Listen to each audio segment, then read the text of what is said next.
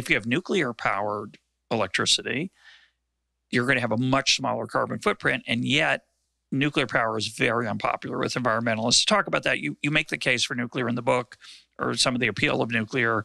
And I think it's an incredibly important point about its safety. So talk about that relative to alternatives.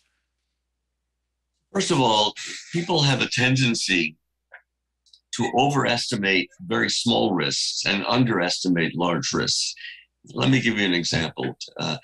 If you ask somebody, what's the chance if you're dying on an airplane? You're going to fly from, I'm in Boston to Chicago, and what's the chance of a crash and you'll die? People overestimate that risk. It's extremely, extremely low probability. And then you say, well, what about driving to Chicago? And say, well, that's safer. Well, it's not. I mean, there's a much higher risk of dying in an automobile accident if you drive from Boston to Chicago or New York or wherever. So we tend to not have a good sense of what the real risks are. And nuclear is an example of that.